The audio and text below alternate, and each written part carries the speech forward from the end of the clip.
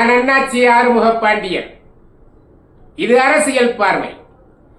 அருமை நண்பர்களே, நேற்றைய முன்தினம்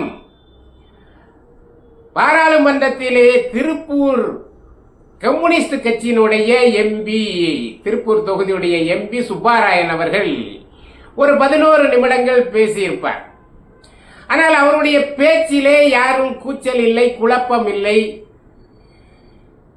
நல்ல கருத்துக்களை வரவேற்க வேண்டும் என்கின்ற சிந்தனையில் இருந்தது. அவர் சொன்னதிலே 2-3 நல்ல கருத்துக்கள் இருந்தது. அதிலே அவர் கடைசியாக சொன்ன வார்த்தை மிக மிக சிறப்பான வார்த்தை. தமிழுக்கு, தமிழ் கூறும் நல்லுலகம் இந்த வார்த்தையை எங்கே இருக்கிறது என்று தேடிக்கொண்டிருந்த போது அவர்தான் சொன்னார், இது ரிக்வேதத்தில் முனிவர்கள் சொன்ன வார்த்தை என்று சொன்னார். அற்புதமான வார்த்தை. பகை வளர்க்கா அறிவை கொடு, அறிவை தா என்று இறைவனிடத்திலே வேண்டுவதை போல அந்த வார்த்தை. பகை வளர்க்கா அறிவை தா என்பது அந்த வார்த்தை. பார்த்தீங்களா, எவ்வளவு சிறந்த வார்த்தை. உலகத்திலே மிக சிறந்த வார்த்தை ரிக்வேதத்தில் இருக்கிறது என்பதை அவர் சொல்லியிருக்கிறார். நமக்கெல்லாம் கூட தெரிய மிக அற்புதமான வார்த்தை. இதை கடைசியாக நம்ம வைத்துக் கொள்வோம். அதற்கு முன்பு அவர் பேசிய வார்த்தைகளிலே சிலவை மக்களுக்கு சென்று சேர வேண்டிய செய்திகள். அதிலே ஒரு செய்தி, பாராளுமன்ற தொகுதி மேம்பாட்டு நிதியாக 5 லட்சம் ரூபாய் கொடுக்கிறது மத்திய அரசாங்கம். ஒரு பாராளுமன்றத்தில் 6 சட்டமன்றங்கள் இருக்கிறது. ஆனால் 5 கோடி ரூபாய் கொடுக்கின்றது. இந்த 5 கோடி ரூபாயை முழுமையாக கொடுக்கவில்லை. ஜிஎஸ்டி வரியை போட்டு அல்லது அந்த வரியை போட்டு இந்த வரியை போட்டு அரசாங்கம் வாங்கி கொண்டு அதை திருப்பி கொடுக்கிறது 5 கோடி ரூபாய். இது அப்படியா கொடுக்குது? அதிலே 90 லட்சம் ரூபாய் வரியாக பிடித்துக் கொள்கிறது, ஜிஎஸ்டியாக. அப்ப 5 கோடி ரூபாய்க்கு 90 லட்சத்தை பிடித்துக் கொள்கிறது. இந்த செய்தி புதிதாக இருக்கு, பார்த்தீங்களா? இதெல்லாம் மக்களுக்கு சென்று சேரணுங்க. எங்க வரியைத்தானே வசூலித்து மக்களுக்கு செலவழிகின்ற அதிலையும் வரி பிடிக்க வேண்டுமா? இந்த கொடுமையை இந்த நாட்டிலே உண்டா என்று அவர் கேட்கின்றார்.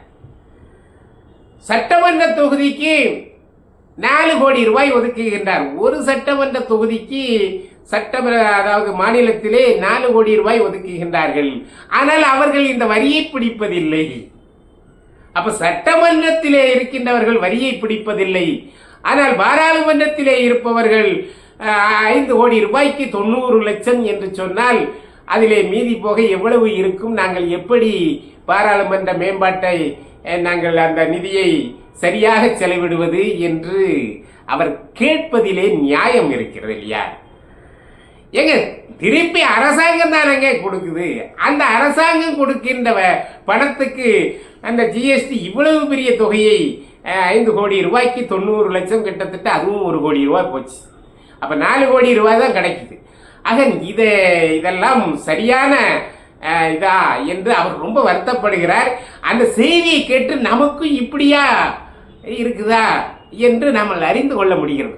இது போன்ற செய்திகளைத்தான் விவாதிக்க வேண்டும் பாராளுமன்றத்தில். ஆகவே எனக்கு நேற்று அவர் பேசிய பேச்சு மிகவும் பிடித்திருந்தது. பிடிக்காத செய்திகளும் அவர் சொன்னார், அதை விடுவோம், நல்லவற்றை எடுத்துக்கொள்வோமே. அப்படி இன்னொரு பிடிக்காத செய்தியை அவர் சொன்னார். அதாவது 100 நாள் வேலை திட்டத்தை நீங்கள் 200 நாளாக மாற்ற வேண்டும் என்று கேட்டுக்கொண்டார். இதில் கொஞ்சம் நியாயம் இருப்பதாக தெரிகிறது. ஏன்னா 100 நாளைக்கு பிறகு அப்படியே சும்மாவே இருந்து சம்பளம் வாங்கினவங்க இன்னும் கொஞ்ச நாள் சும்மாவே இருந்து சம்பளம் வாங்கட்டுமே 200 நாளை கேட்டிருக்கின்றார். பரவாயில்லை. ஆனால் அதற்கு சம்பளமாக 500 ரூபாய் கொடுக்க வேண்டும் என்று சொன்னார். இதுதான் அபத்தமாக இருக்கிறது. வேலை இல்லை, வறுமையை ஒழிக்கப்பட வேண்டும் என்பதற்காக 100 நாள் திட்டம் என்று சொல்லுகின்றீர்கள். ரைட், சரி. அப்போ கொஞ்சம் சம்பளத்தை கொடுத்து அவர்கள் வறுமையில் இருந்து மீள வேண்டும் என்பதற்காக கொடுக்கப்படுகிறது என்று நாங்கள் எடுத்துக்கொள்ளலாம். ஆனால் 500 ரூபாய் சம்பளம் கொடுங்கள் என்று கேட்பது அபத்தமாக இல்லையா? ஏன்னா 500 ரூபாய் கொடுத்தால் இன்னைக்கு இருக்கிற பட்டதாரிகள் எல்லாம் 100 நாள் வேலைக்கு போயிடுவாங்க. படித்த பெண்கள் இன்றைக்கு ஏராளமானவர்கள் வேலை இல்லாமல் இருக்கின்றார்கள், வசதியானவர்கள் இருக்கின்றார்கள். அவ்வளவு பேரும் போய் 100 நாள் வேலை வாய்ப்பு திட்டத்தில் சேர்ந்துருவாங்க. ஏன்னா 15,000 ரூபா வேலை சம்பளம் கிடைக்கும், சனி ஞாயிறு லீவு கிடைக்கும். அங்கே போய் ஏதாவது ஒரு மரத்து நிழலில் உட்கார்ந்துட்டு வர வேண்டியதானே. இந்த எண்ணம் மக்களுக்கு வந்து விடும் இல்லையா? 500 ரூபாய் என்பது அது சரியான, ஏதாவது இந்த மாதிரி எல்லாம் சில நேரங்கள்ல ஆயிப்போம். ஆகவே விரைவில் இதுக்காக போராட்டம்லாம் நடத்தி 500 ரூபாய் வாங்கி கொடுத்துருவாங்களோ, நாமெல்லாம் கூட 100 நாள் வேலை வாய்ப்பு அந்த இதுக்கு போயிடலாம். ஏன்னா அங்கே போனால் 9 மணி 10 மணிக்கு தான் முன்ன போகணும். போயிட்டு அங்கே ஏதோ கொஞ்சம் செஞ்சுட்டு அந்த மரத்தடியில இருந்து கஞ்சியை குடிச்சிட்டு 500 ரூபாயை வாங்கிட்டு வந்துடலாம். இதில் வேறு சில பேர்கள் போகாமலேயே அந்த கண்காணிக்கு கொஞ்சம் கமிஷனை கொடுத்துட்டு வீட்டில் இருந்தே சம்பளம் வாங்குறதெல்லாம் நாங்கள் கேள்விப்படுறோம், பார்த்துருக்குறோம். நிறைய பேர் வேலைக்கு போக மாட்டாங்க, வேலைக்கு போகாமலே அங்கே ஆஜராயிரும். அப்போ அதில் வருகிற சம்பளத்திலே கொஞ்சம் அந்த கண்காணிக்கு போகிறதாக சொல்லப்படுகிறது இல்லையா? கண்காணி என்றால் அதை கண்காணிப்பாளர். ஆகவே இந்த மாதிரியெல்லாம் நடக்கின்ற அந்த வேலைக்கு 100 நாள் வேலைக்கு 500 ரூபாய் சம்பளம் கொடுக்க வேண்டும் என்று கேட்பதும், அதை இப்போதே நிதியமைச்சர் அவர்கள் அதை எங்களுக்கு அதில் என்ன நடவடிக்கை எடுத்தார் என்று அவர் கேட்கின்றார். இது ஒரு செய்தி. அவர் கடைசியாக சொன்னதுதான் அந்த வார்த்தை, பகை வளர்க்கா அறிவை தா என்று. இப்ப யாரு பகை வளர்க்கிறார்? இவரை தமிழ்நாடு அரசு சொன்னாரா, அல்லது அவர் கூட்டணி கட்சியினுடைய தலைவராக இருக்கின்ற ஸ்டாலின் அவர்களையும் அவருடைய கட்சிக்காரர்களையும் சொன்னாரா, இல்லது பாராளுமன்றத்தில் அவர் சொல்கிறார், பாராளுமன்றத்திலே இதை பகை வளர்க்கின்ற அரசு என்று சொல்கிறார். அவங்க ஆட்சியில் இருக்கிறாங்க, யாரு பகை வளர்க்கிறார் என்று மக்கள் கேட்கின்ற போது போன உடனேயே கூச்சல் போடுறது எல்லாமே நடந்து கொண்டிருக்கிறது. அதை விட தமிழ்நாட்டில் இருக்கின்ற எம்பிக்கள், எம்எல்ஏக்கள் எல்லாருமே கிட்டத்தட்ட அவர்களுடைய கூட்டணி கட்சி தலைவர்கள் எல்லோருமே பகைதானை பாராட்டுகின்றார்கள். மோடி என்றாலே அவர்களுக்கு ஒரு கசப்பான முகமாகத்தான் தெரிகிறது. அவர் ஒரு அருவருக்கத்தக்க முகம் போல இன்றைக்கு திராவிட முன்னேற்ற கழகத்தவர்கள் எண்ணிக்கொள்வது இது பகைதானே. அப்ப சுப்பாராயன் சொன்னது யாருக்கு சொல்லி இருக்கின்றார்? அன்பு பாராட்டி, நட்பு பாராட்டி, கேட்க வேண்டியதை கேட்டு பெற்று மக்கள் நல பணிகளை நாம செய்ய வேண்டுமே தவிர பகை பாராட்டி கொண்டு இருப்பதிலே எந்த வகையில் நியாயம்? நீங்கள் கெட்டதை, அதாவது தவறானவற்றிலே அல்லது தவறான திட்டங்கள் என்று சொல்கின்ற போது அதை சுட்டி காட்டுவதற்கு உங்களுக்கு உரிமை இருப்பது என்பதை போல நல்ல செயல்களை செய்கின்றவர்களை பாராட்டினால் உங்களுக்கு நட்பு வளரும் இல்லையா? இப்ப தமிழ்நாட்டுக்கு ஒதுக்கக்கூடிய நிதியை தரவில்லை என்று ஆங்காங்கே கூச்சல் போடுகிறீர்கள், குழப்பம் விளைவிக்கின்றீர்களே, இது பகை பாராட்டாமல் வேறு என்ன செய்தி என்று சுப்பாராயன் கேட்கின்றார் போல் இருக்கிறது. அருமையான வார்த்தை. தமிழில் இல்லாதது என்ன இருக்கிறது என்பதற்குத்தான் இதை எப்போவோ சொன்ன ரிக்வேதத்தில் முனிவர்கள் சொன்னதாக அவர் சொல்லுகின்றார்கள். எனக்கெல்லாம் கூட தெரியாது, எனக்கெல்லாம் இல்லை, தமிழ்நாட்டில் இருக்கின்ற பல பேருக்கு தெரியாது. ஆனால் தெரியாத ஒரு வார்த்தையில் எவ்வளவு உண்மையும் எவ்வளவு சத்தியமும் எவ்வளவு சமத்துவமும் எவ்வளவு நட்பும் அந்த வார்த்தையிலே புதைந்து கிடக்கிறது என்பதை பாருங்கள்.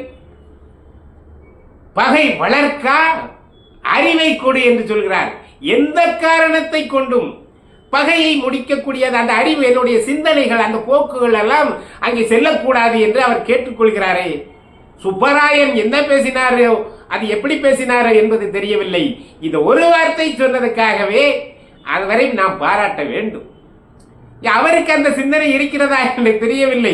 ஆனால் அன்றைக்கு திராவிட முன்னேற்ற கழக அரசுக்கும் அல்லது தமிழ்நாட்டில் இருக்கின்ற பிற கூட்டணி கட்சி தலைவர்களும் பகையைத்தானே வளர்த்து கொண்டிருக்கின்றார்கள். அப்படி பகையை வளர்க்கின்றவர்களுக்கு ஒரு குட்டு குட்டுவது போல இன்றைக்கு சுப்பாராயன் பாராளுமன்றத்திலே பகை வளர்க்க அறிவை தா என்று சொல்கிறார் என்று சொன்னால் நிச்சயமாக இது திராவிட முன்னேற்ற கழக கூட்டணி அரசுகளையும் திராவிட முன்னேற்ற கழகத்தவர்களையும் கம்யூனிஸ்ட் கட்சியை சேர்ந்தவர் மறைமுகமாக சுட்டிக்காட்டுகிறார் என்றுதானே அர்த்தமே தவிர நிச்சயமாக வேறு அர்த்தம் அல்ல. ஜெயித்தது ஜெயித்தாச்சு, நீங்கள் சட்டமன்றத்தில் ஜெயிச்சாச்சு, அவங்க பாராளுமன்றத்தில் ஜெயிச்சாச்சு, நீ மக்களுக்கு பணியாற்றுவதுதான் உங்களுடைய வேலை. இங்கே உங்களுக்கு பகை உணர்ச்சி எதற்கு? எப்படியாவது இறக்கியே தீர்வோம் என்று ஒருவர் சபதம் போடுகிறார். மோடி என்றால் அவர்களுக்கு அருவருக்கத்தக்க வார்த்தையாக தெரிகிறது. பாரதிய ஜனதா என்றால் உள்ளே விடமாட்டோம் என்று சொல்கிறார்கள். இதுவெல்லாம் பகை வளர்க்கக்கூடிய செய்தி தானே. ஆனால் சுப்பாராயன் வருத்தப்படுகிறாரே, இந்த பகை வளர்க்க அறிவை எங்களுக்கு தாப்பா, எங்களுக்கு அந்த அறிவெல்லாம் இல்லாம போச்சு பொருள். எதை எடுத்தாலும் நாங்கள் பகையாக சண்டை போட்டுக்கொண்டே இருக்க வேண்டும். 5 வருட காலமும் சண்டை விட்டுக்கொண்டே இருந்தால் உங்களுடைய மக்கள் நல பணிகள் எப்படி ஆகும்? நீங்கள் கேட்டவைகளிலே மிக சிறப்பானது அந்த அற்புதமான கேள்வி. அந்த ஒதுக்கீடு, தொகுதி மேம்பாட்டு நிதியாக ஒதுக்குகின்ற 5 கோடி ரூபாய் ஒதுக்குகின்றீர்கள், இதை அப்படியே கொடுங்கள், இல்லையென்றால் கொடுக்காமல் விட்டு விடுகிறீர்கள் என்று சொன்னார்கள். அருமையான வார்த்தை. நீங்கள் கொடுப்பதை முழுமையாக கொடுங்கள். இங்க வரி போட்டு வாங்கின பணத்திற்கு மீண்டும் வரியை போட்டு பிடுங்குவது எந்த வகையிலே நியாயம் என்று கேட்பது சரித்திரத்திலே வரைபடங்களில் சரித்திரத்திலே குறிக்கக்கூடிய ஒரு வார்த்தையாக இருக்கிறது. இப்படிப்பட்ட நல்லவைகளை கேட்டு பெறுங்களேன். எதற்காக பகையை வளர்த்துக் கொண்டிருக்கிறீர்கள்? நீங்கள் பகையை வளர்த்துக் கொண்டிருப்பதனால் தமிழகத்தின் வளர்ச்சி பாதிக்கப்படும், தமிழ்நாட்டு மக்களுடைய அந்த வளர்ச்சி பாதிக்கப்படும் என்பதை நீங்கள் மறைமுகமாக இன்றைக்கு திருப்பூர் எம்பி சுப்பராயன் அவர்கள் சுட்டி காட்டியிருக்கிறார்கள் என்றுதான் நினைக்கின்றேன். அவர் எதிர்கட்சியாக ஆளுங்கட்சிக்கு அவர் சொன்ன வார்த்தையை நான் எடுக்கவில்லை. எதிர்கட்சிகளுக்கு சொல்லப்பட்ட வார்த்தை, குறிப்பாக தமிழ்நாட்டுக்கு சொல்லப்பட்ட வார்த்தை, பகை வளர்க்க அறிவை கொடு.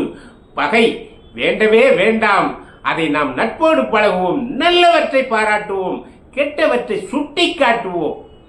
அதுதான் முக்கியம். சுட்டித்தான் காட்ட முடியும். நிச்சயமாக அது உங்களுக்கு கெட்டவையாக இருக்கலாம், அவர்களுக்கு நல்லவையாக இருக்கலாம். ஆகவே ஆற தீர யோசித்து, அதிகாரிகள் மட்டத்திலே யோசித்து, அறிவாளிகள் மட்டத்திலே யோசித்துத்தான் எதையும் செய்வார்கள். எதை எடுத்தாலும் ஆளுங்கட்சி உடனே செய்து விடாது. அது மக்களுக்கு நல்லவையாக பயன்படும் என்று சொல்லுவார்கள்.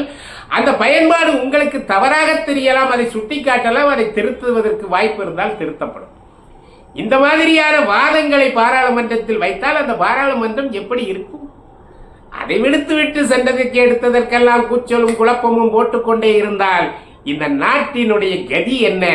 இந்த நாட்டு மக்கள் உங்களுக்கு வாக்களித்தவர்களின் கதி என்ன என்பதை நீங்கள் யோசித்து, ஐயா சுப்பாராயன் அவர்கள் சொன்ன இந்த வார்த்தையை நீங்கள் மனதிலே உள்வாங்கிக் கொண்டு, அந்த வார்த்தையை மீண்டும் சொல்கின்றேன், பகை வளர்க்க அறிவை தா, பகை வளர்க்க அறிவை தா என்று கேட்கின்றாரே, அந்த அறிவை நீங்களே உற்பத்தி செய்து உங்களை கட்டுக்குள் வைத்துக் கொண்டு பகை வளர்க்காமல் நட்பு பாராட்டுங்கள். இந்த நாடு நலம் பெறட்டும். நன்றி.